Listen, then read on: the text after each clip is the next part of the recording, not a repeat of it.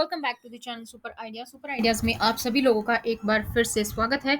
और अभी समय है उत्तराखंड न्यूज़ का, जो कि आप लोगों के लिए आती है हर रोज सुबह 6 बजे। तो आज है 25 अक्टूबर, तो आज की खबर इस वीडियो में हम देखने वाले हैं। तो चलिए शुरू करते हैं आज के इस वीडियो को।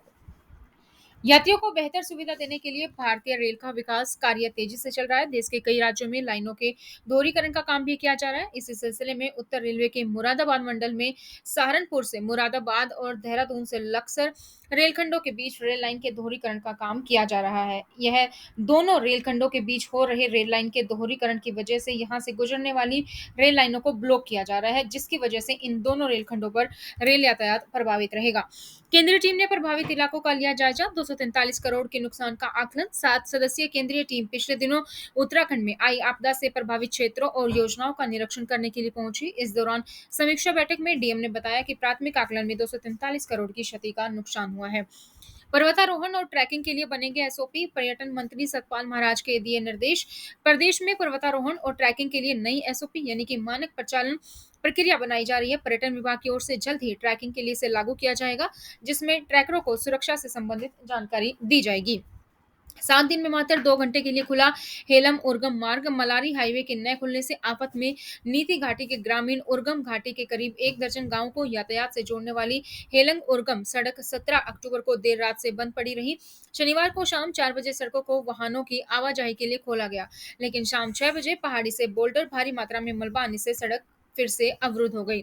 शिक्षा विभाग का अजब हाल है। कहीं 6 बच्चों पर 3 शिक्षक हैं तो कहीं 55 पर एक।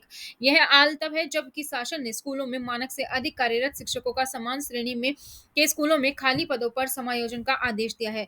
इसके बावजूद सरप्लस शिक्षकों को समायोजित नहीं किया जा सका है। शिक्षा निदेशक आर के उनियाल ने कहा कि राज्य में जहां कहीं भी मानक से अधिक शिक्षक कार्यरत हैं, उन्हें हटाया जाएगा। उत्तराखंड में रविवार को मौसम ने एक बार फिर करवट बदली। सुबह से प्रदेश भर में धूप खिली रही, लेकिन शाम होते ही पहाड़ी इलाकों में बर्फबारी शुरू हो गई, तो मैदान में बारिश ने ठंड बढ़ा दी। बद्रीनाथ और केदारनाथ की चोटियां बर्फ से ढकी नजर आई। वहीं यमुनोत्री धाम में सीजन की पहली बर्फबारी हुई। गंगोत्री की ऊंची चोटियों पर भी बर्फ ढकी मिली। उत्तराखंड में अब कोरोना संक्रमण कम हो रहा है धीरे धीरे। तो पिछले 24 घंटों में 6 नए केस आए हैं, जबकि 9 मरीजों को ठीक होने के बाद घर भेजा गया। एक्टिव मामलों की संख्या 163 पहुंच गई है।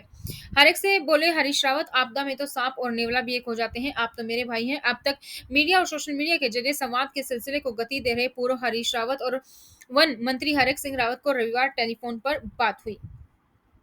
उत्तराखंड सरकार को तुच्छ अपील दायर करने पर फटकार। सजा कम करने को दी चुनौती, दंडित करने की चेतावनी।